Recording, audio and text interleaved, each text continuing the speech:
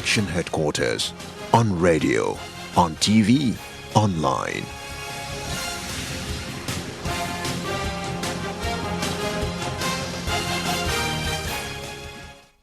And away from elections, farmers in the Kwabre East district of the Ashanti region are having problems acquiring lands for farming. According to local farmers, landowners are only willing to release lands for a short period of time. Mahmoud Mohammed Nuruddin reports this development could increase unemployment in the district. Kwabre East District Assembly figures shows 55% of the residents in the district are engaged in agriculture, but the figures are likely to decline soon because farmers are having problems acquiring lands for cultivation. Landowners are now giving out lands to real estate developers. Insia Isaac and his wife Naomi Boatin are both vegetable farmers, but their future in the business looks bleak because their land has been given to real estate developers. This means after harvesting, they would have to look for another land for cultivation or go out of business. Asasene de how kakra me wo ho ne se first no mtwitwa no prot this one betwitwa nti asasene de say ni wo me bi machere so na be 6 months no maji asase no ti asase de say me was asase problem pa asase no say o ma betwitwa nti ebra ya ya adwuma we no asase no ho ayedin mai si betimi anya baabi aye adwuma benti yese nananom se omomo aye na yenya baabi ye be ye adwuma. While agricultural land is dwindling due to urbanization, other agricultural productions such as livestock productions and fish farming are becoming very important. A total of 2,000 farmers in the district have been registered under commercial and subsistence livestock production. But farmers complain marketing their produce is a major challenge as middlemen always cheat them. Fishes in this pond are ready for the market, but customers refuse to pay good prices to farmers. The owner of this pond, Asunoman Sohene Nana Asumanin Bafojeche, said he has plans of expanding, but poor pricing is discouraging him. Look at the fish; it's ready. I should have harvested it 6 months back, but no market. I wanted to that I prepared this area for extension, but because of lack of market, I have stopped. So the problem now is marketing. The government should assist. People are importing fish to the country. The fish, we have fish here, but how to get it? People to come and buy. And if you don't get the right people, they will come and you will sell to them, and you won't get anything. They will go and enrich themselves. So now I will choose to be in the middle than cultivating being the cultivator. Farmers want Ministry of Food and Agriculture to step in and help them market their produce.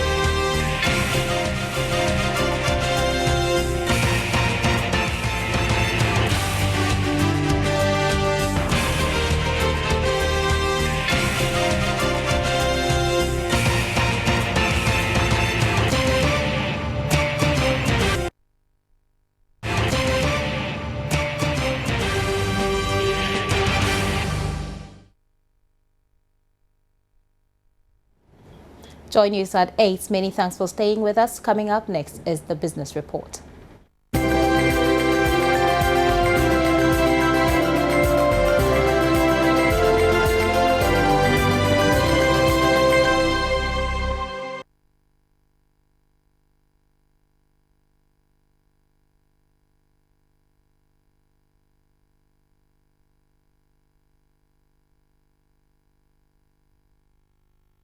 The World Bank and IMF reports launched at this year's spring meeting on Washington revealed that 70% of Ghanaian adults do not have bank account.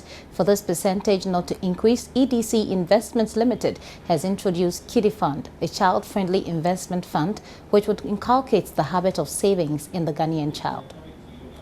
In Ghana, there is a strong perception that one needs quite a substantial amount of money to be able to invest. As a result, Ghanaians rather spend the little money that comes their way and hope to get bigger sums to invest, which sometimes never happened. This perception is being changed by the EDC Investment Limited through the introduction of Kiddie Fund. Kiddie Fund is a balanced mutual fund designed to secure the financial future of children under 18 years. One can be able to invest as low as 10 Ghana cedis as a startup and 5 Ghana cedis as top-up.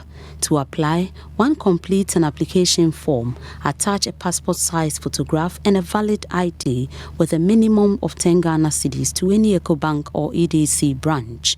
Kiddie Fund was launched today with the Minister for Women and Children Affairs advising parents and children to maximize the opportunity. We all have to learn seriously that the children that we bring into the world, we have to be responsible for them.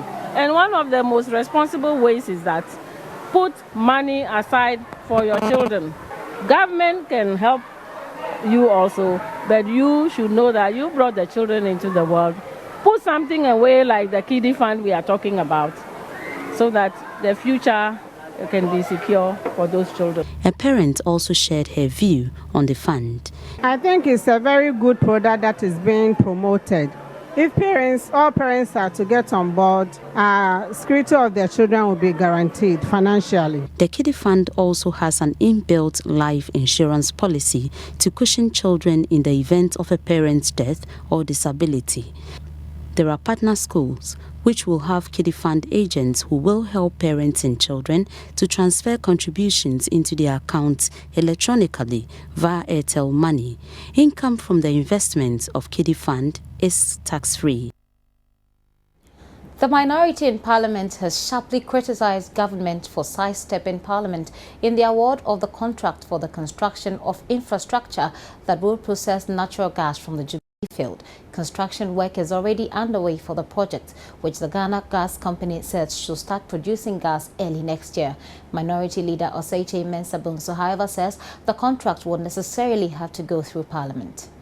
The minority leader who raised the issue on the floor said, even if it is good to have projects implemented, it is crucial that due process is followed. I'm told that the project is being fast-tracked.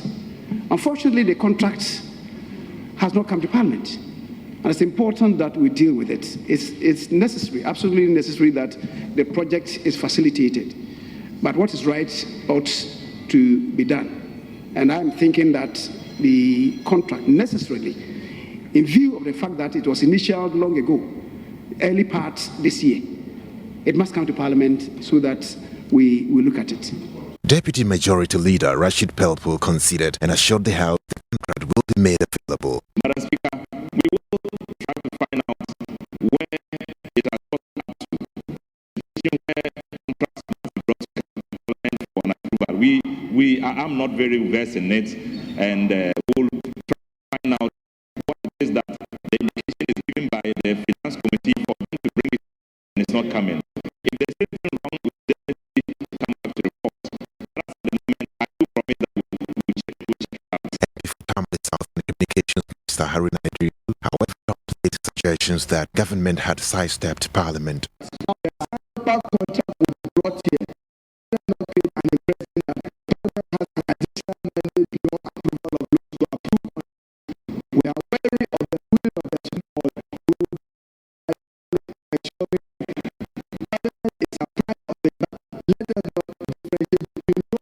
So approved by Parliament, economic transactions approved by Parliament, and contract approved by Parliament.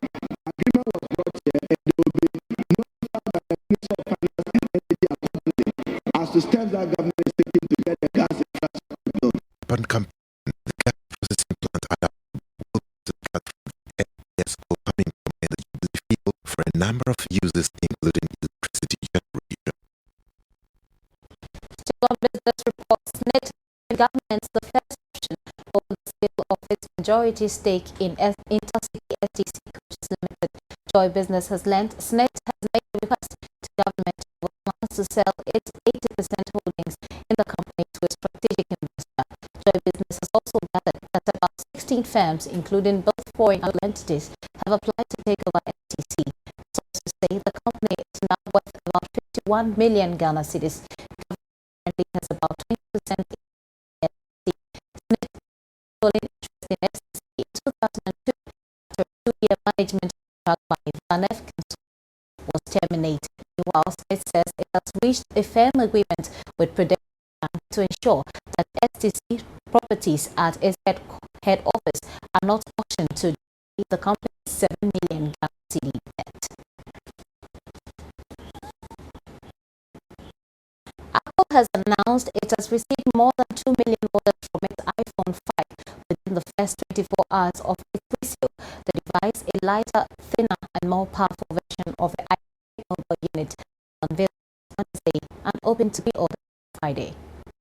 Vice President Worldwide Ishvela says iPhone 5 pre-orders have shattered the previous record held by iPhone 4S, and the customer iPhone 5 has been phenomenal. The first customers in the United States and several are expected to get the device September 21, but Apple says some would have to wait as the demand for iPhone 5 exceeds supply. Many are scheduled to be delivered in October. The iPhone 5 will be available from the Apple online store and its retail stores, and for US customers through Sprint, Verizon Wireless, Best Buy, Radio Shack, Target, and Walmart stores.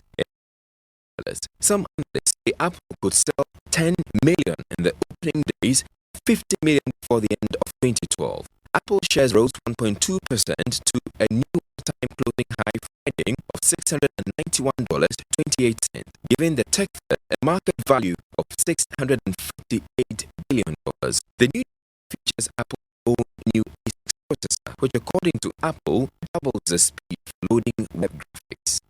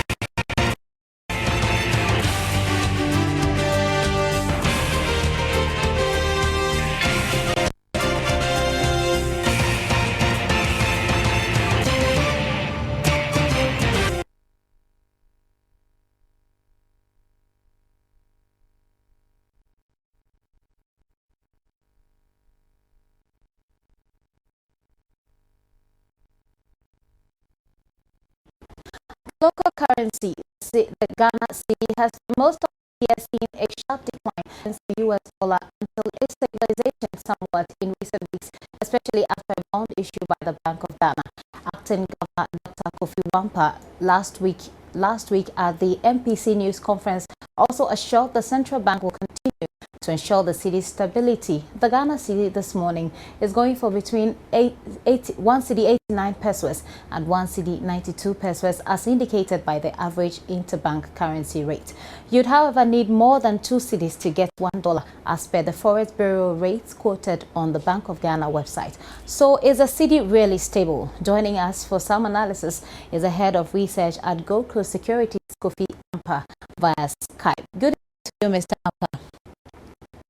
Very good evening, Joy News. This is Joy News at 8. Well, first of all, how much faith can we have in the assurances given by the Bank of Ghana that it is still stable and will stay that way? If you look at a trend, just as you said, that after the bond issue, the 5-year bond issue, the city has been fairly stable. The city has even gained. I mean, it has appreciated against the dollar. So if you look at a trend, it looks as if that it is going to carry us through to the end of the year. You could see that currently the Real Reserve has close to about $4.5 billion. So at least we are cushioning somehow should a demand and supply effect affect the market. So currently the city is quite stable, and I believe that market watchers are going to be happy, especially importers of goods. We should understand that this country is 80% import-led. So therefore, importers at this time will certainly be happy with the appreciation of the city against the dollar. How do we reconcile the disparity between the rates quoted by the banks and the Forex Bureau, as well as the black market, especially when you're unlikely to get the Forex at the low rates the banks are quoting? You know, the demand and supply runs the issue to do with the price differentiation, determine the price.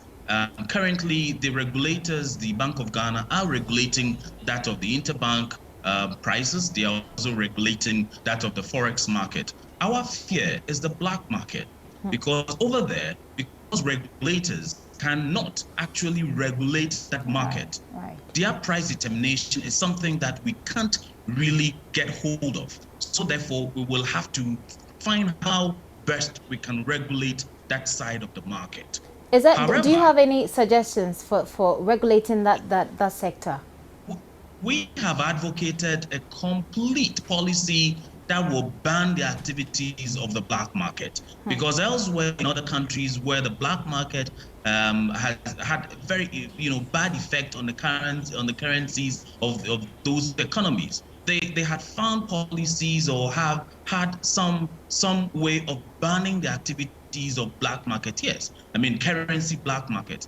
That is the way to go. I mean, other than that, we can't readily regulate them. And unfortunately, we will have a situation where they also have a chunk of the Forex market, the foreign currencies. So you realize that they somehow come in a way to regulate and then determine the price, movements in these trades. But Bank of Ghana is doing its best, but the foreign market can also have some influence on the value.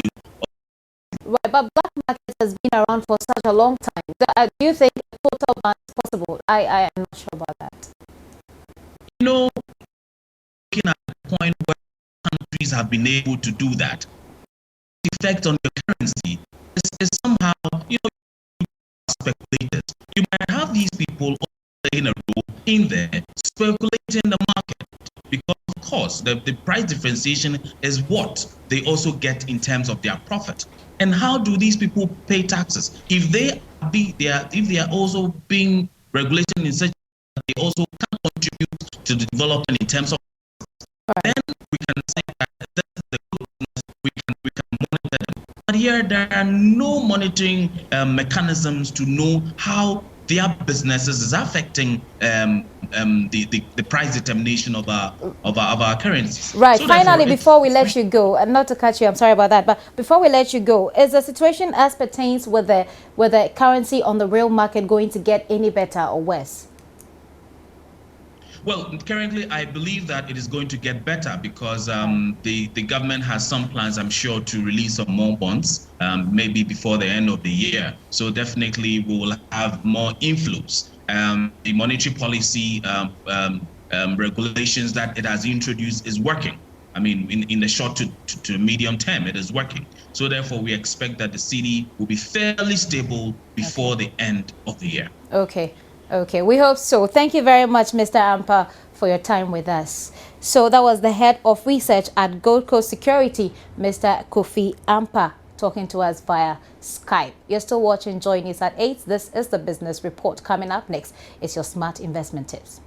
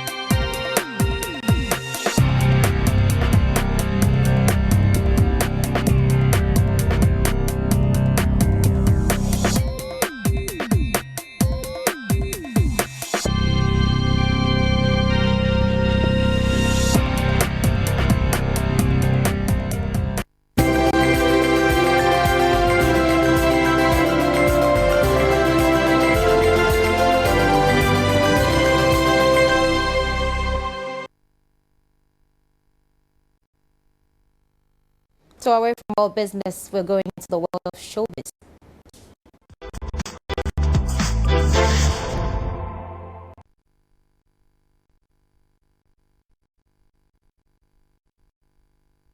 Get 5 times more. 5 times more free airtime when you hit your daily target. Take your daily target by dialing *141#. For example, spend 20 Ghana pesos and get 1 Ghana cedi free daily. Yes, get an amazing 5 times more free airtime daily. Don't be left out. Call 141 for free or dial *141# now to enjoy. Airtel. Welcome to Showbiz. If you're not a fan of Ghanaian fabric, then you might change your mind after watching the shoes and bags made from the rich Ghanaian Kente fabric with Confidence label, which was outdoored last night at the Aphrodisiac nightclub. Patricia Gasu has more. The night was glamorous as guests and fans showed up in style for the outdooring of Confidence, the lifestyle brand of Confidence Hogan, owner of the Aphrodisiac nightclub. The 10 finalists of the Miss Malaika Beauty pageant displayed the Confidence shoes and bags as they modeled on the runway.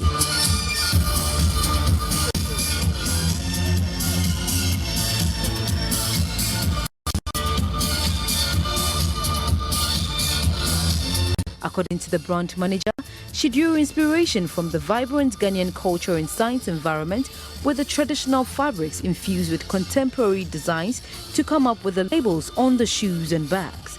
Confidence may not be the first and the only fashion icon to have come up with an Afropolitan Ghanaian designs.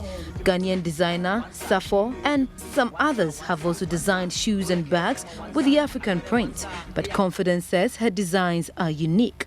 My proudest moment in my life would be when I see people holding products. Okay. It being a shoe, it being a bag, it being a belt, it being whatever it is. You know, that'll be my Some guests spoke to the news team. I think it's a nice initiative by Confidence. You know, it's a trend that she has just set that all able females like her should be able to emulate. You know, we need African designs to hit the world stage, and I think what she's doing is definitely going to make a mark when it goes out there. Great job, Confidence, and I hope it doesn't stop here and make them more quality, because that's the only thing I have against Ghanaian made stuff. If they're quality, of course I'll wear them. Look at them. So yeah, keep them coming and I'll buy them. Well, since the night was all about shoes and bags, we're curious to see what guests wore for the occasion. We were not surprised with what we saw. They were just on point for the occasion. For more updates from the entertainment world, remember the showbiz always has more to give you.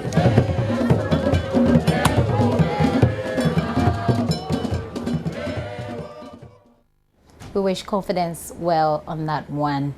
Now, before we end the segment, 44-year-old also singer Keith Urban and colorful 29-year-old rapper Nicki Minaj will sit with pop diva Mariah Carey at the season 12 judges table of the reality hit American Idol, alongside with returning Judge Randy Jackson. The confirmation settles months of behind-the-scene report and speculation about the show's panel that saw singers such as Katy Perry, Miley Cyrus, Nick Jonas, Adam Lambert, and Kanye West floated as possible judges.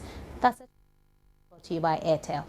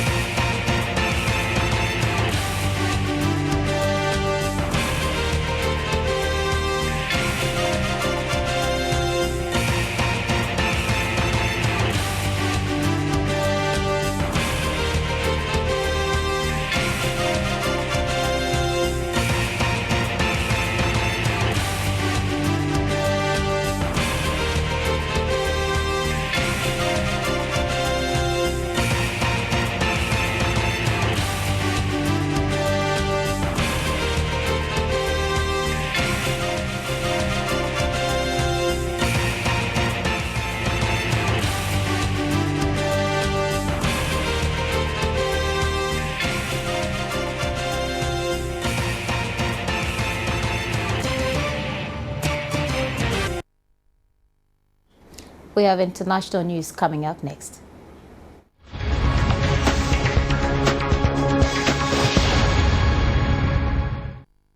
International news is brought to you by Global Lighting Center and Ecobank Ghana. In international, serious human rights violations have soared dramatically in Syria in recent weeks. According to the head of a UN commission tasked with probing the abuses, gross violations of human rights have grown in number, in pace and in scale. Paulo Sergio Pinheiro said violations are occurring with such frequency that it is becoming impossible to investigate them all. Speaking during the 21st session of the UN's Human Rights Council, Pinheiro presented an updated version of his commission's report from last month, which said Syrian President Bashar al-Assad's regime and the opposition to a lesser extent had committed war crimes during the 18-month crisis. The UN Commission has been drawing up a confidential list of people responsible for the atrocities, but Pinheiro on Monday did not explicitly call for the deeply divided UN Security Council to refer them to the International Criminal Court, as many had expected he would. In their comments after his presentation, representatives of a number of countries, including Britain and Switzerland, called for the perpetrators of war crimes and crimes against humanity in Syria to be sent to the ICC. A recommendation by the Commission for cases he referred to the ICC would be a first step towards eventually bringing those responsible for the atrocities in Syria to justice. But before any trials could take place, agreement will be needed from the Security Council, for whom consensus on the matter appears all but impossible. A year and a half into the crisis, the international community remains paralyzed, with the West, the Gulf Arab countries and Turkey calling for the removal of Assad, and Russia and China standing by its ally in Damascus. So how would you feel if your nude pictures were published without your consent? Now, Britain's royals have lodged a complaint in Paris against the French gossip magazine that published topless photos of Prince William's wife, Catherine. The legal action came as an Italian magazine splashed the blurry pictures of Catherine sunbathed and semi-naked across a special edition with a front-page headline that read, "The Queen is nude." The prosecutor's office in the Paris suburb Nanterre said it received the complaint against persons unknown, by which the royal couple aims to win compensation for the images of Catherine and William at a French chateau. The pair has said they want damages for the alleged breach of French privacy law from both weekly magazine Closer and from the photographer, whose identity the publication has not revealed. They are also seeking an injunction to prevent Closer, which is owned by Italian former Prime Minister Silvio Berlusconi, from reselling the images of Catherine in bikini bottoms and of William rubbing sun cream on hair. The injunction request would force Closer to withdraw Friday's edition from newsstand, as well as barring further distribution. The prince is furious over the images, which drew comparison with press harassments of his mother, Diana, who died in a Paris car crash in 1997 while being pursued by paparazzi. No newspaper or magazine in Britain whose racy, mass-selling tabloids have frequently been accused of unwarranted intrusion into the lives of the rich and famous has announced plans to publish the offending photographs. Must be really hard to take. 4 Palestinian hardliners have been jailed for life after a Gaza military court found them guilty of the kidnap and murder of an Italian peace activist in April 2011. Mahmoud al-Salfiti, 24, and Tamar al-Hussasna, 26, were found guilty of kidnapping and murdering Vittorio Arrigoni, and each sentenced by the court in the Hamas-ruled enclave to life imprisonment. Another member of the Salafist group, Kader Farouk Jerim, 26, received a 10-year prison term for kidnapping the Italian, while a fourth, Amer al-Bugula, 26, was jailed for a year for providing the house in which Arrigoni was found hanged. The tribunal also ordered to dismiss Salfiti, Hussasna, and Jarim from the police force they served in. Abugola is a fisherman. Arrigoni, 36, a longtime member of the pro-Palestinian International Solidarity Movement, was kidnapped on April 14, 2011 in Gaza by Salafist jihadists. Shortly after his disappearance, previously unknown Salafist group released a YouTube video showing a bruised and bloodied Arrigoni and threatened to kill kill him within 30 hours if Hamas failed to release a group of jihadist prisoners. Hamas security forces found Arrigoni's body shortly afterwards, ahead of the stated deadline, in an abandoned house in northern Gaza. And that's it for the international segment, brought to you by Global Lighting Center. Rashidat Kadiri is standing by with the latest in sports.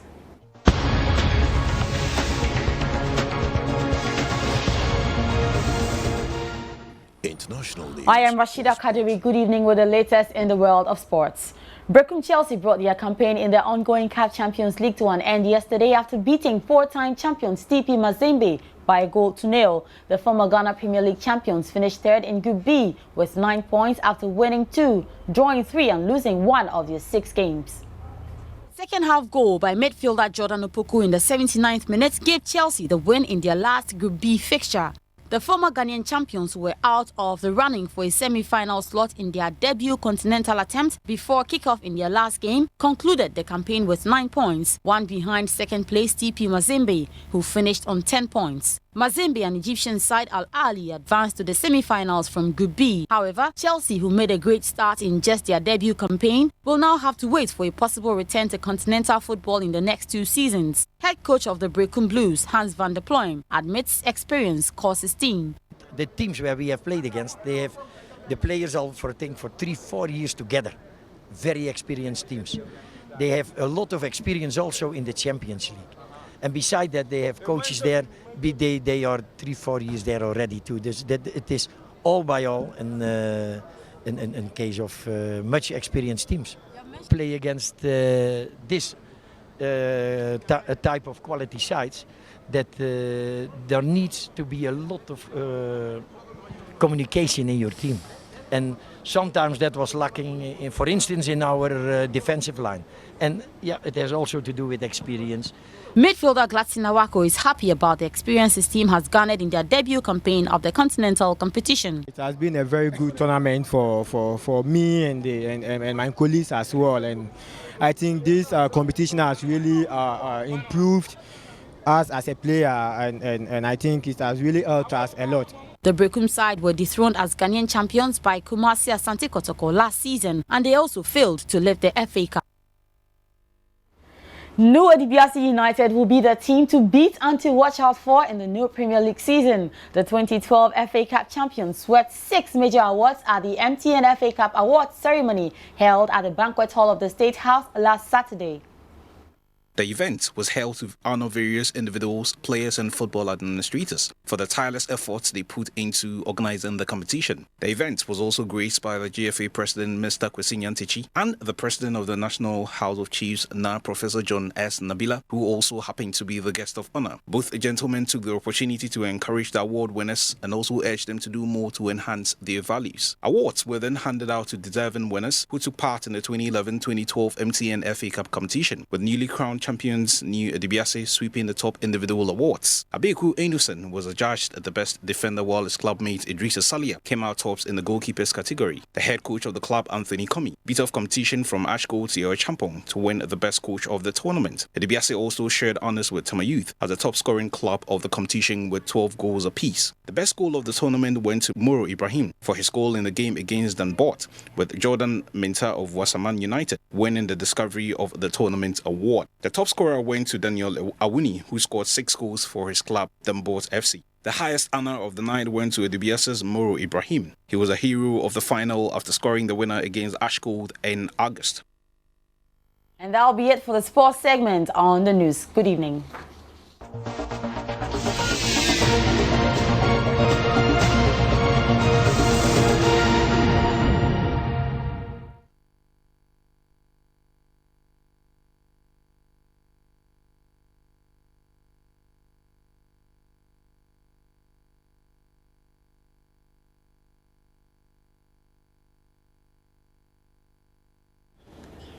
And that's how we end the bulletin for tonight. My name is Gifty Ando Apia. Many thanks for staying with us. Please join us again at 11.